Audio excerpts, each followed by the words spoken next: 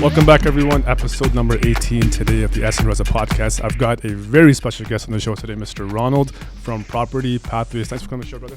Thank you very much for having me on the show. Thank you so much.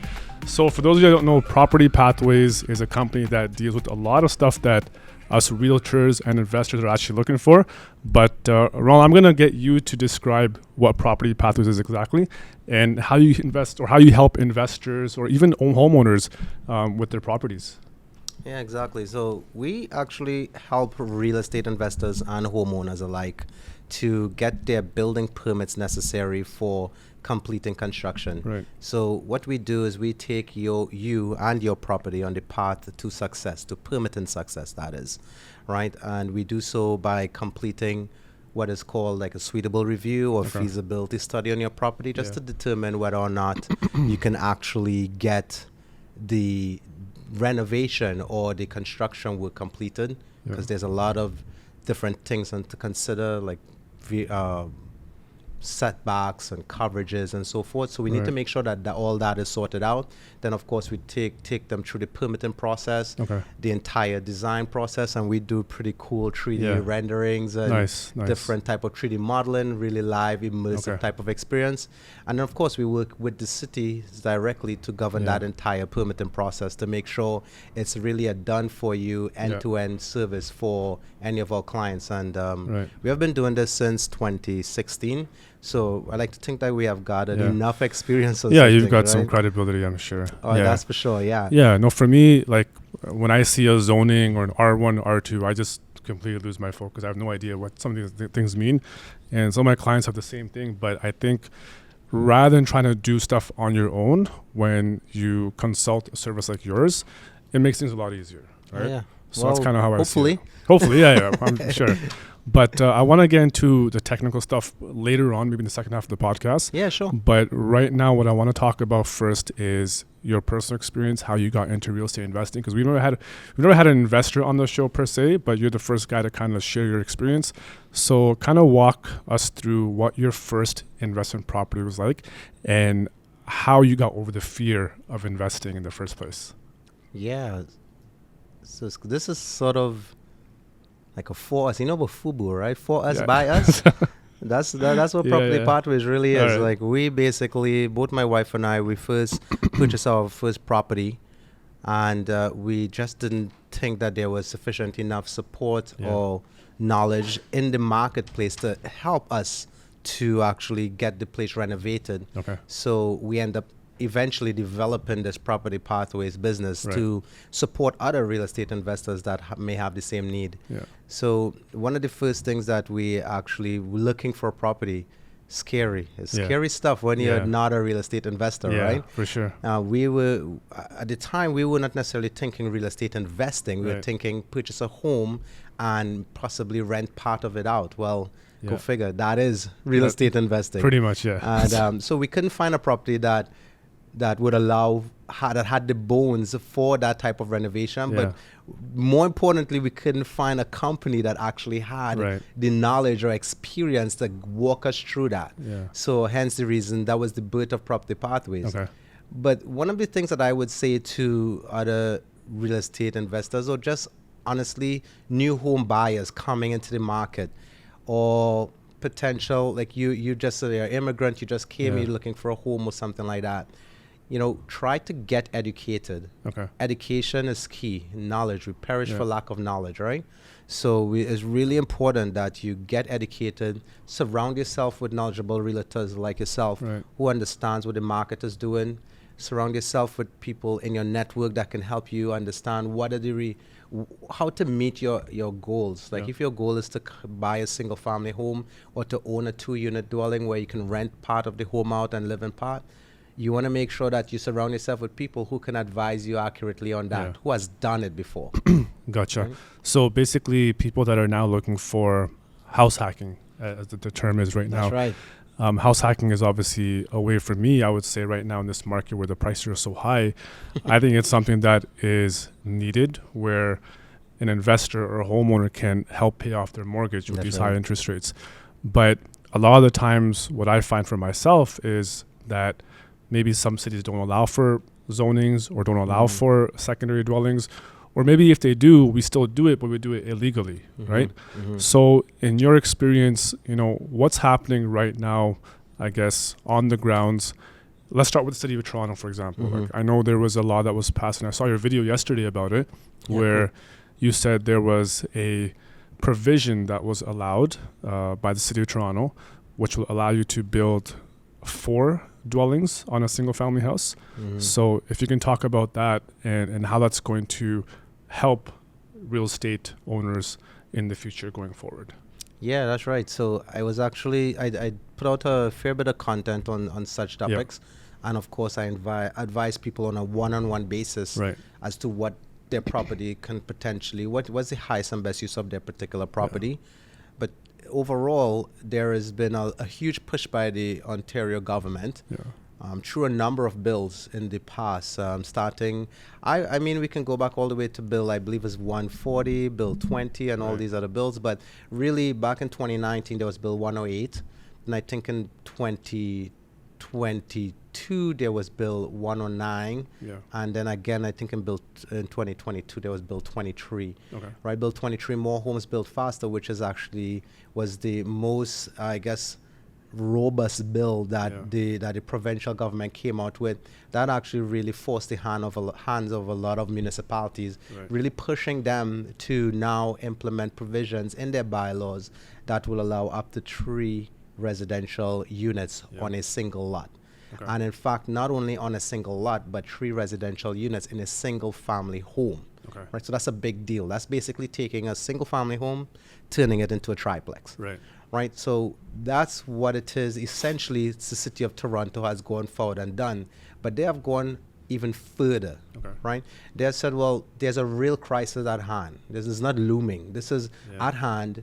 We got 700,000 people moving into Toronto within the next 10, 15 years. I think it's maybe 2050, I think, 51. That's what they're anticipating. I think it's going to be more, right? Because it's only going to start inviting more. But with that said, when you're inviting that much newcomers into the country, where they're going to stay, right? So, and most of them are flocking to not only Ontario, but to the city of Toronto. Everybody wants to be in an awesome city, right?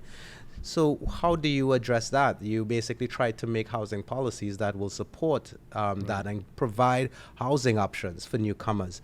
And that's what the city of Toronto has done. They have now implemented new multiplex zoning bylaw through their expanded housing options in neighborhoods. That's like the study that they did.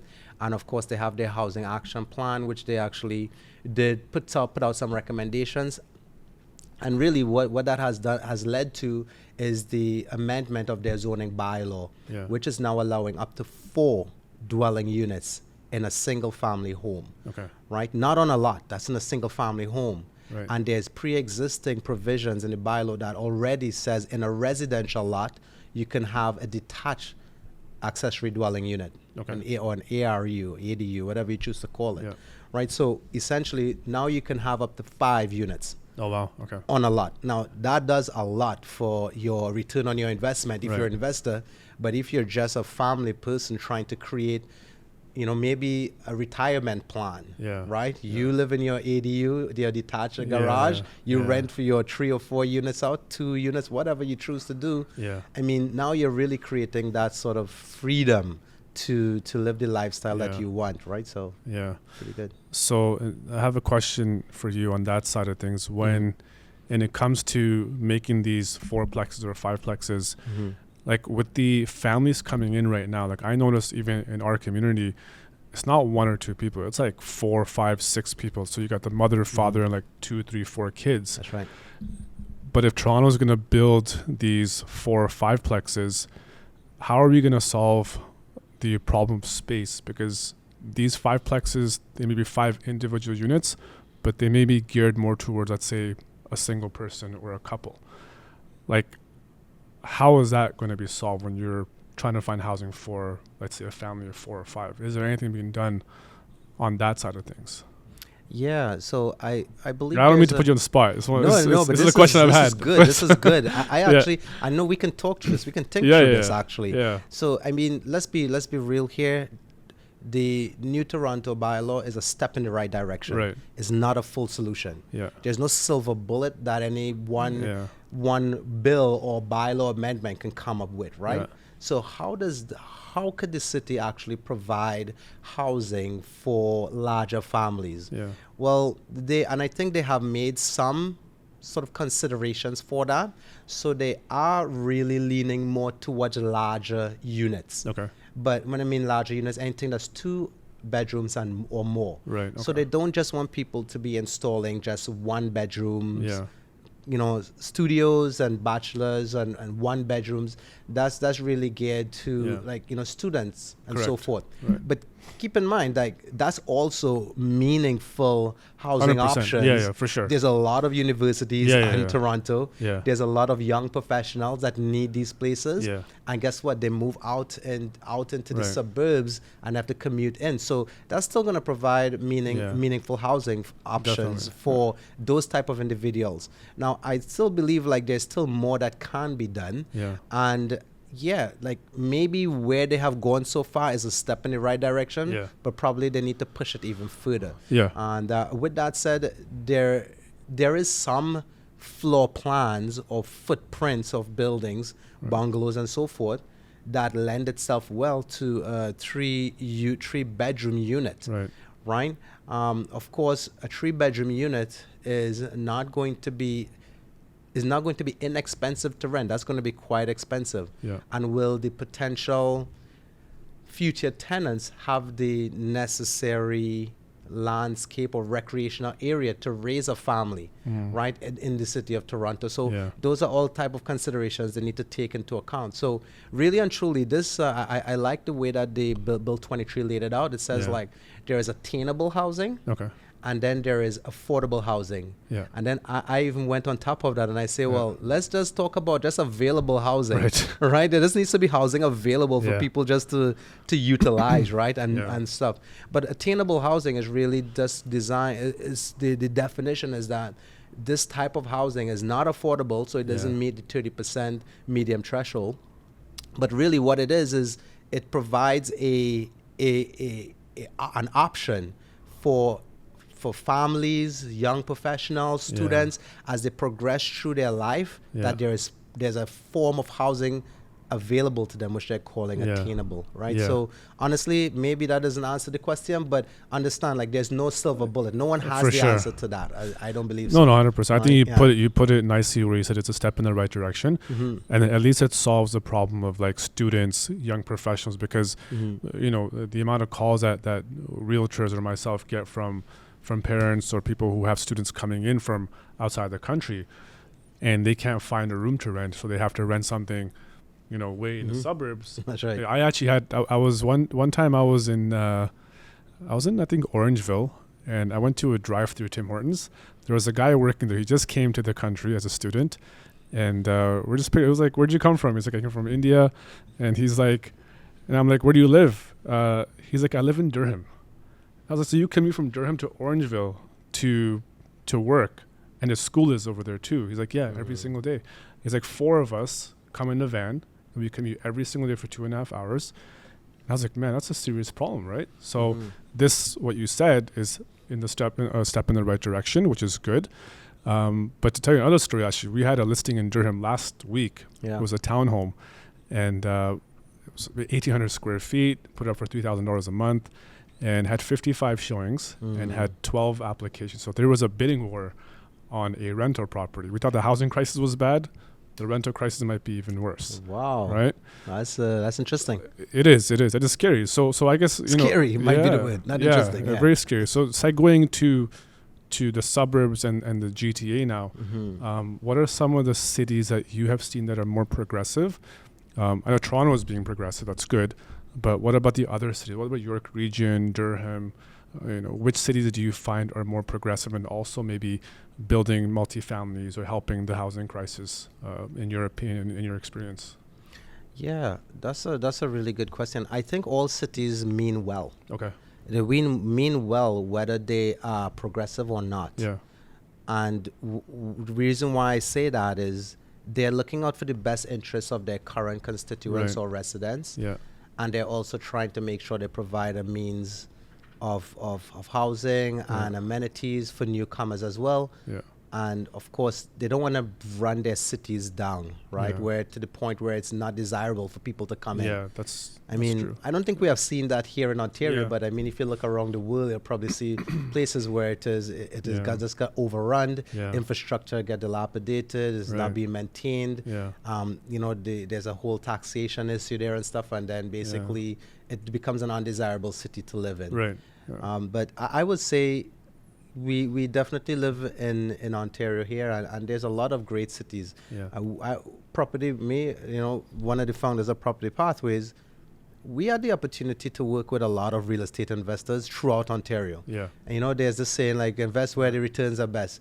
So, we work pretty much in every city. We generally have like no geographic sensitivity. If you're in Sudbury, we're going to help you out there, right? Okay. If you're in Windsor, we'll probably help you out there as well. So you cover all of the... We cover all. So we went as far as Sudbury. Okay. We went as far as London, as far as Kingston. Okay. But those are the rare one-off clients that we have a built-out relationship with, and we don't want them to have to turn to someone else, right? And receive service that is not to their level. So we would help them and support them on that journey as they invest where the returns are best.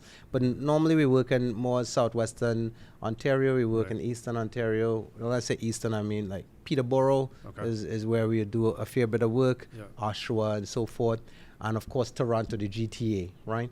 So the thing is, there are really great cities, and there are cities that are a little bit slower with the uptake on some of the provisions, right? Yeah. And what is the reason? I don't know why. Maybe it's a funding issue. Maybe it's an internal policy issues. For example, I know that one of the big things in Bill 23 was the sort of decoupling of what's known as the upper tier municipalities from lower tier municipalities, so like regions. Like Durham region consists of Asia, Pickering, Whitby, and Oshawa, and I think it's Clarington as well, right?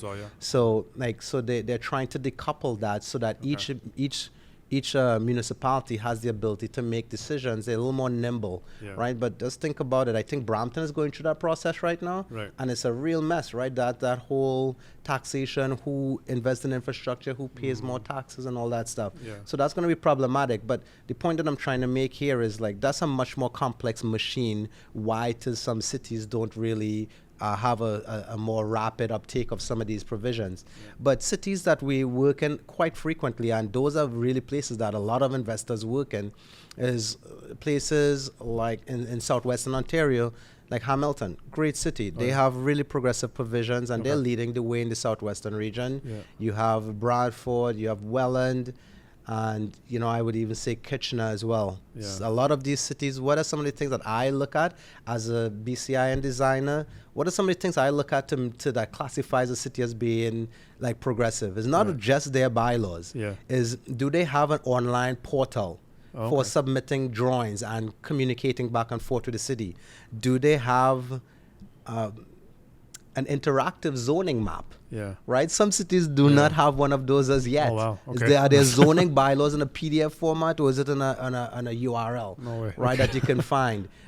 How is their staffing? Do they have staff, knowledgeable staff? Right. How difficult is it to get in communication with people when you need to? How complex is the internal process? Does it go through like a two-pronged process, like a zoning, then a building? Is it all as one, and there's different pluses and minuses to those various internal systems that they have? So those are some of the things that we look at to determine a city's progressiveness.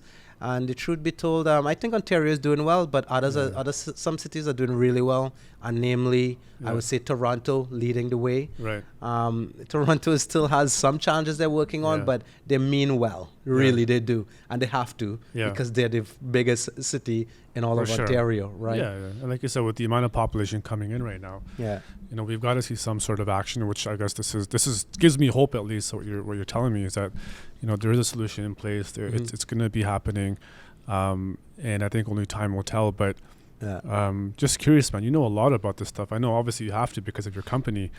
But like, how did you just dive in? Like, what did you do to just learn all this stuff all of a sudden? Like, what did you do? Yeah, well, actually, I like to think I know a little more than most of the people I'm surrounded by. But the truth is, there's people who know much more than I do. But I know a lot in a little area. And that little area is 2, 3, 4, and maybe 5 unit conversions. Right? That's what I know. If you ask me how to build a hospital, I really can't advise you on that. Ask me how to build a police station. I certainly wouldn't know how to do that either. But if you ask me how to convert a single family home into a multiplex, that's kind of my wheelhouse. That's what it is we do every day. Right? We help hundreds of clients annually. So how did we get started is interesting because I actually worked in commercial, residential, and construction field. Formerly educated as a construction manager. Did a degree at George Brown. I think it's a great program.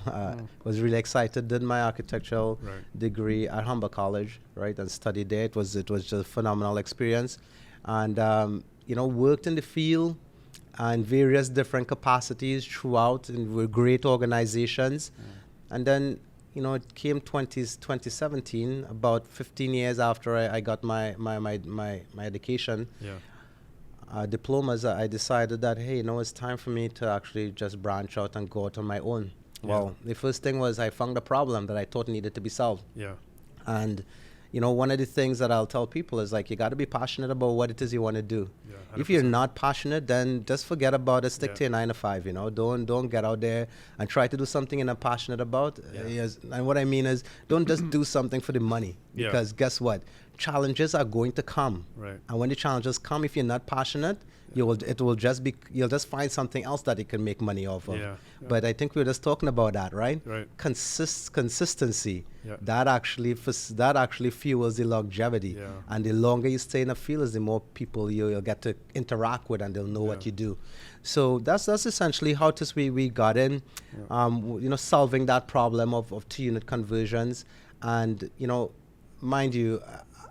I spent a lot of time researching zoning bylaws, not just in Toronto, but in all the municipalities throughout Ontario. Consistently, I'm on their mailing list. I'm looking at all their stuff that's coming in. What is the planning council doing? What is city councils? I know more about city councils in Nobleton than I do, in the Caribbean where I came from. But the truth be told is that I really immerse myself in that sort of environment, right?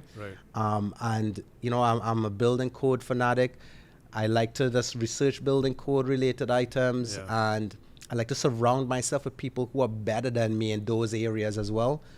So that really helps me to develop and continuously be a cutting edge. I don't want to be a dull edge, because then I can't really serve my clients well. Right. So that's how it is. I sort of do what I do, but honestly, it's a constant learning process. Constantly. Things are changing rapidly, especially in the housing market, right? No, 100%. I think, like you said it best, is even if you're an expert in your field, if you don't innovate or keep yourself updated, somebody will pass you. Right? Big time, so you gotta stay at the top, and you gotta be always up to date with what's happening in your field, which is what you're doing, which is why I highly recommend your company to anyone who's looking for, permitting and secondary suites and whatnot.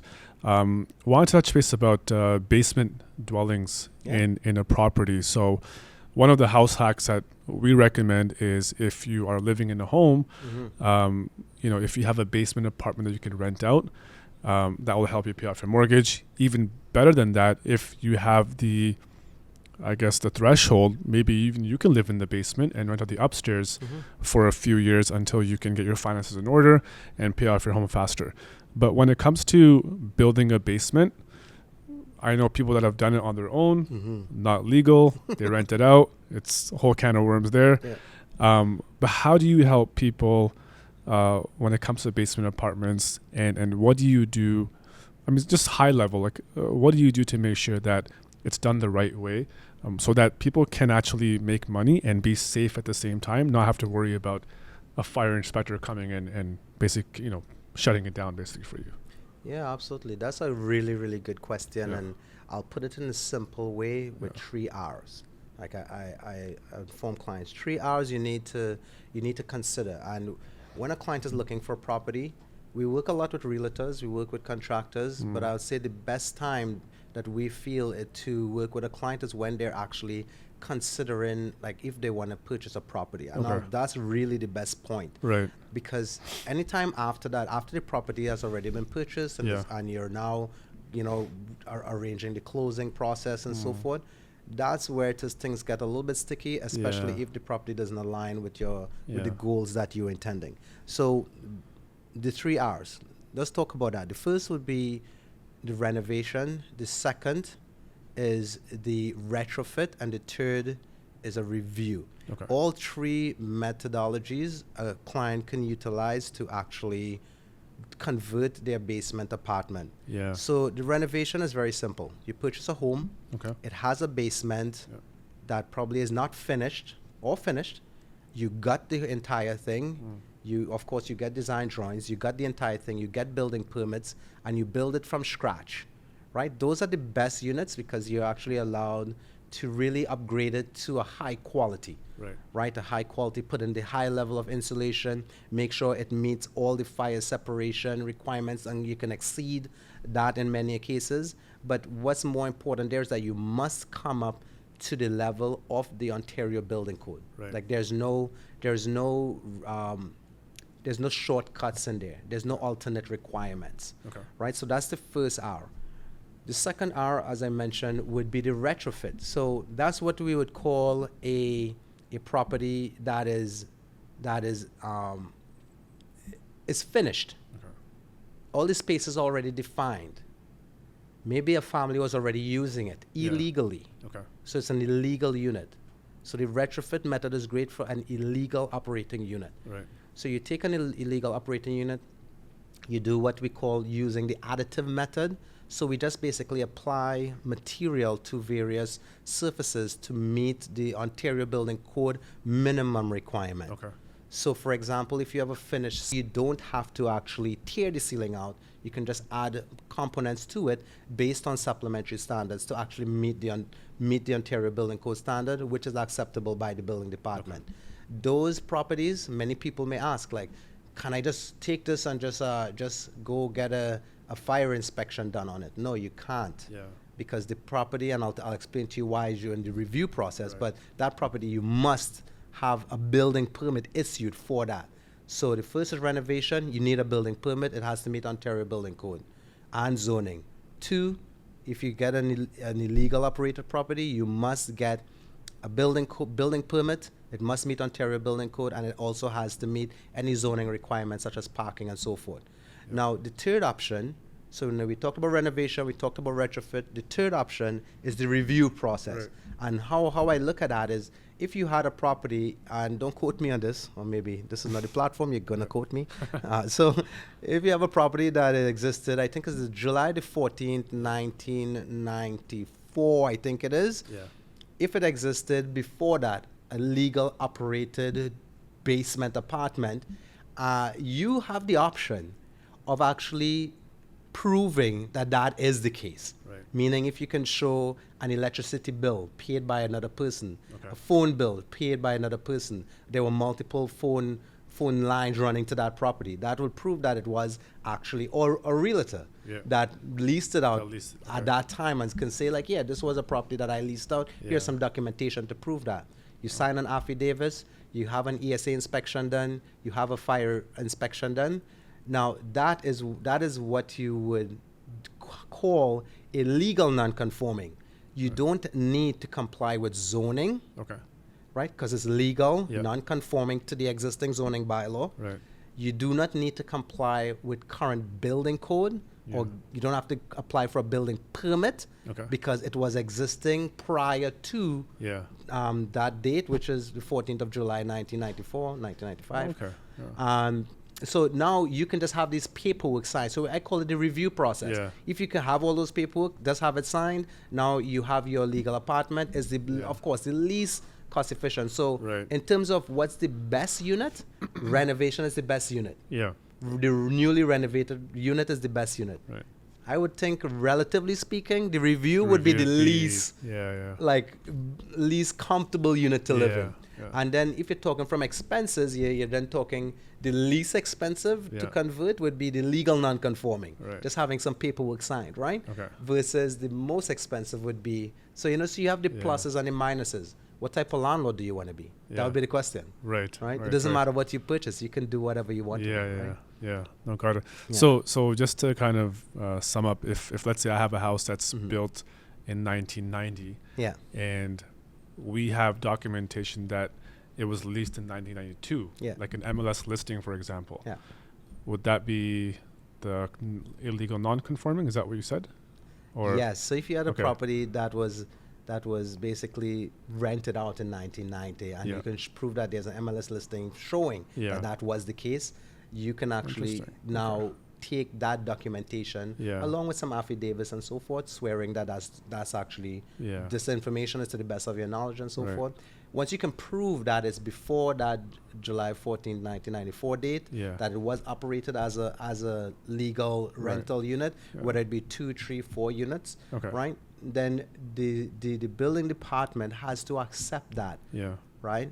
Now, as I mentioned, even though they accept it, because it is a standing unit, you still have to meet the fire, so you have to have a fire inspection done. Superintendent has to come out, or representative of the superintendent come out, look at the property, or company as well can come out, look at the property. They'll provide a report.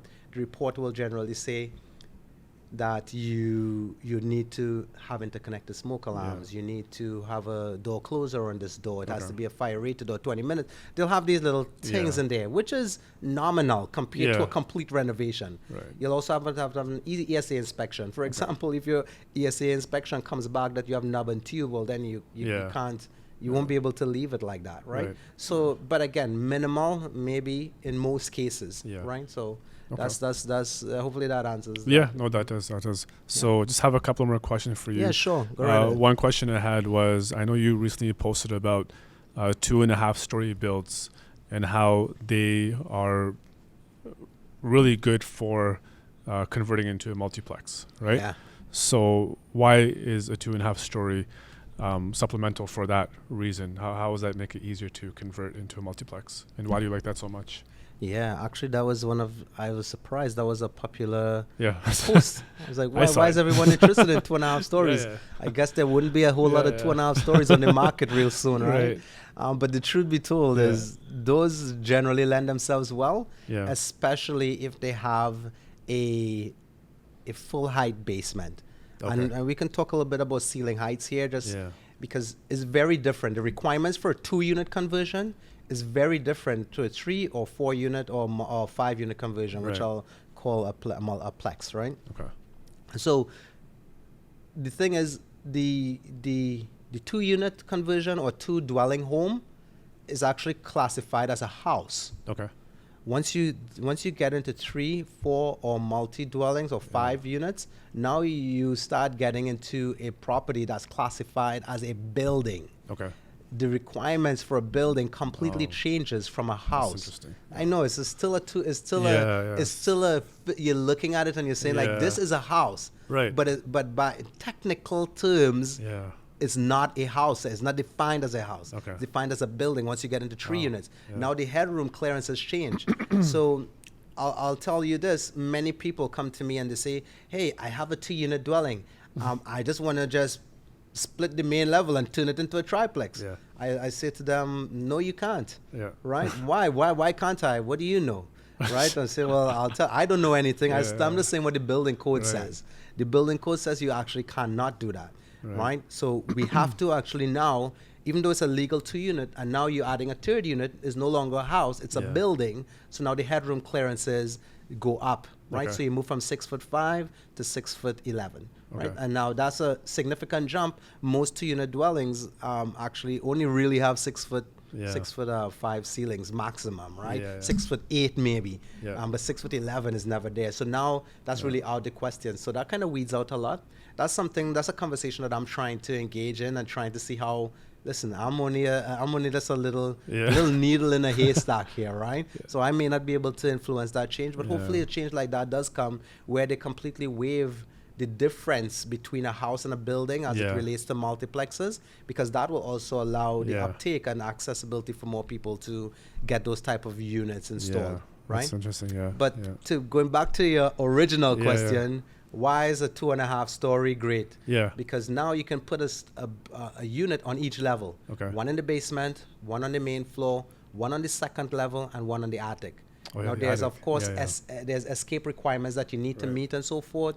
There's other zoning bylaw requirements that has to be met in terms of encroachment of stairs into backyard and rear yard, and there's a whole bunch of things that goes with that. But we look at all of those things. We look at the headroom clearances in an attic is different from the headroom clearance in a basement, and so forth. So we look at all these requirements, and we can make all these things work.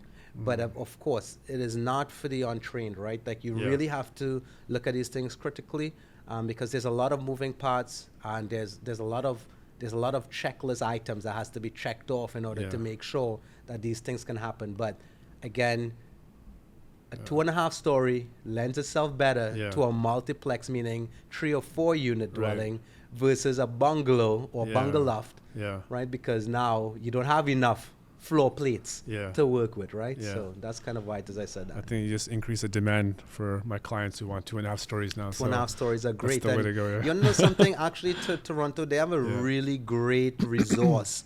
And you can find it on their website. But there's this website that basically shows, it's called rehousing.ca.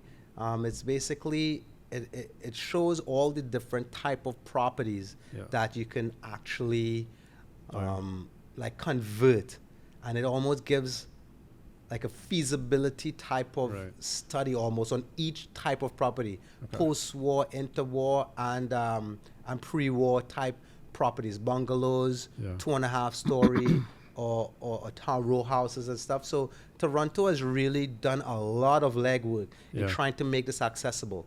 And I'll go a little bit further and even say this: like some people ask, like, well, why is Toronto a better place than, let's say, Hamilton? That's a good comparison. Hamilton's properties are slightly less. This is from an investor standpoint, right? Most homeowners, they don't really care about that. It's either they want to create intergenerational type spaces, or they're trying to downsize and live in a smaller space and fund their retirement somewhere, right?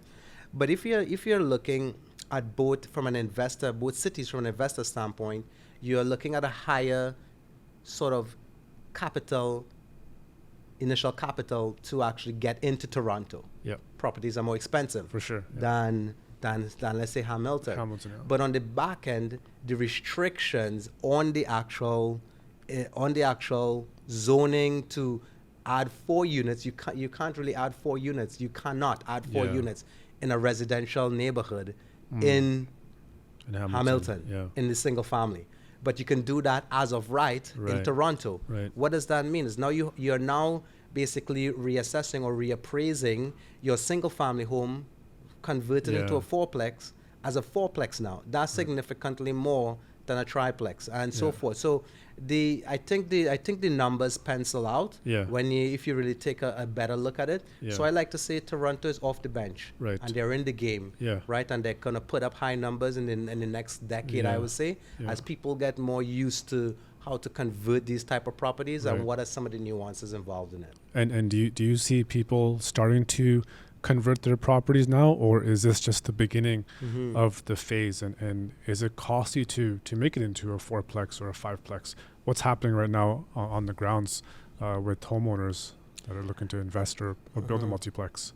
Well, there's a lot of inquiries. There's a lot of inquiries coming in since on April the 20. I don't know, 8 or something like that. That's when they passed the bylaws. So there's a lot of inquiries coming in now. People are trying to figure out how to even navigate this, and you'll be surprised. In fact, I'm not surprised. I would expect that it's mostly homeowners would be inquiring. And that's the sense. Thing, because the homeowners are the ones. Remember, the yellow belt is single family homes. Single families live in those homes. Like there's homeowners, right? So now they're trying to figure out, well, hey, like I own a real nice piece of property here now. This is now a fourplex. So like, what can I do? And again, not all people are looking at investing. They're just trying to figure out, like, well, can I, add a nice legal detached build a property, ADU, or can I add a second story? And maybe now my kids can come back and live in the neighborhood they grew up in and so forth, right? So there's a lot of different cases, right? Case studies that people can are exploring. So no, that's great. I think you're really doing a great job in providing a service for people where I think many of us don't know how to go through the process, and so you've kind of found a missing need, right, for people. So highly recommend Property Pathways and Ronalds for anyone looking to build a secondary dwelling or a multiplex. You can get in touch with them. How can people get in touch with you? What's the easiest way to contact you personally? The easiest way to contact me would be through Instagram. Okay. I'm actually trying to get up on LinkedIn. I actually like LinkedIn. LinkedIn is actually really cool too. I like it. I like their video format, so I started posting a little more there. Nice. But you can really easily reach me on Instagram. Honestly, I get a lot of DMs on Instagram. So if you message me and I don't get back to you right away, it's only because I might be thinking about how to respond to your request. Right? But I do get a fair bit of requests there. You can email my office at accounts, that's accounts plural, at propertypathways.ca. Right, that's kind of a great way. Or just go to our website, propertypathways.ca. Go to our contact form. It's a nice little tool there. You can just select and it'll go to the calendar link. It'll schedule a call. And we'll have a chat. Again, we are trying to build relationships because we know relationship builds communities. So so just reach out to us and let's chat a little bit. We'll talk a little bit about your property. And no cost to you. Free consultation. There you go. That's right. But I like your IG videos a lot because I've been watching them recently as well. So like this 2.5 story thing that came up, that was really cool, and the upzoning provision. So that's really interesting. So follow Ronald on IG as well. You'll learn a lot from him from there too. Now we're going to shift away from real estate. Talk a little bit about questions that you might not expect, but we do it with every guest right now. So rapid fire a little bit. I'm going to ask you a few questions. What's your favorite place to travel? Some place you've never been before? Where you can't build any houses or multiplexes. No multiplexes. Don't think about that. But you know what? Hey, I actually, my wife is from Antigua. Okay, nice. And I've been there, but I think it's I think God lives there, man. It's pretty good. I'm Trinidadian, so I thought God lived in Trinidad, but he visits Antigua frequently. Must be beautiful. Yeah, it's very beautiful. Nice. I would say I've actually been watching. I've never been there. I think it's called Tanzania. I think. Tanzania. Yeah. So like my brother-in-law's from there actually. Sorry. My brother-in-law's from there. Oh no way! That place looks amazing, man. I was food is good too. Food is good. I really thought I wanna visit there. Nice. I've never been to the African nations, but would really want to go to Ghana. Yeah. But I would build a multiplex there. I know you would. Right? That's how we're wired, right? We go places and we think about business, whenever we're there. So those would be two places I definitely want to visit for sure. I think very beautiful places, and maybe if I were to drop a third one in there, I would say I would say I'd want to go to Abu Dhabi, man. Oh, nice. Yeah, okay. I don't know if I'll be able to stay anywhere. I might have to stay in a tent on the street. Yes. But it's a beautiful place too. It's a really. I mean, the architecture, like what they're doing out there, they basically built like a wonderland out in a desert. Yeah, that's crazy. That to me, I think is crazy. I'd be really nice. Good to go check that out. Awesome. Those are some 3 great suggestions you gave right there. Second question is, what's your favorite movie or TV show that you've watched? My favorite movie. I have a few of those, so maybe I'll leave that for after. My favorite TV show. I love any show with swords and shields. Okay. I love the medieval time, man. Like I'll watch hours of that stuff whenever I have the time. Yeah. I think it will be a close tie. There was this one show that I watched a few years back, TV show that was called Breaking Bad. Okay. Oh, shucks, man, that was good. I've heard of it. I've never watched it. Yeah, that was pretty good. That was pretty good. Like when I like to burn some brain cells. Yeah, that's a good one.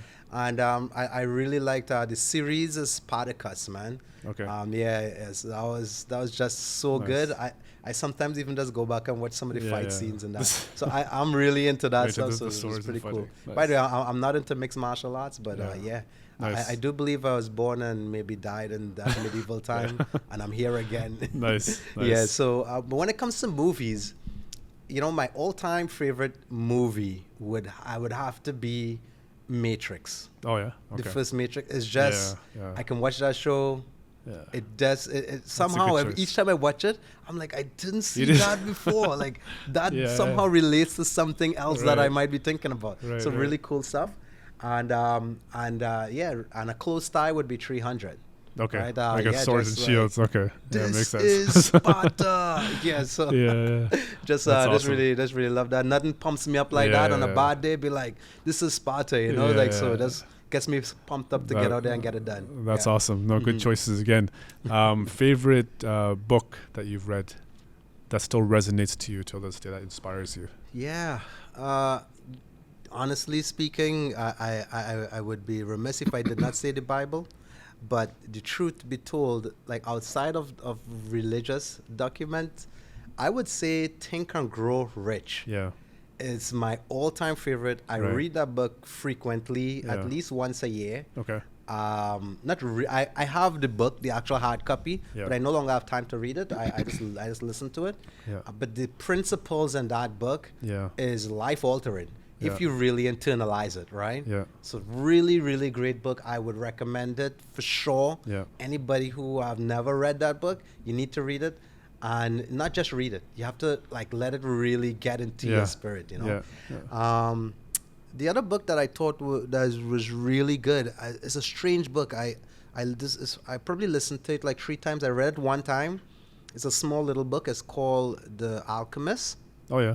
Yeah. It's a strange book. Yeah. It's a strange book. The story in there is so strange, but it's captivating, right? Yeah, it is you just can't stop. Like the story is so good. Yeah. But it really tells a real powerful story about how they classify it. They say it's your personal legend. Yeah. Right? Yeah. Like that's what they talk about. So that's one of those books that just gets me excited about the future, you know. So I'm really like that. That's a good book. That's a book that I recommended to my younger brothers as well. Yeah. And when my kids are a little bit older, that's going to be on their desk. Young guy like you, man. Come on. I've read Think and Grow Rich as well. That's something it's like a every year book that I go through. But man, it's powerful. Those 2 books are really powerful. Yeah. So those, again, good choices again by you. Last question I have is, what's your favorite quote that someone has given to you that still inspires you till today? Ooh. You may have already given that when we were off camera, but you want to share that one. That was really good. That was really good. But that was pretty good. Like I mean, there's just so many of them. But I think that was really good, and it's actually something that I think about now a lot, and I think it's good even for the listeners here on this, right? Yeah. But it's commitment. So Denzel Washington.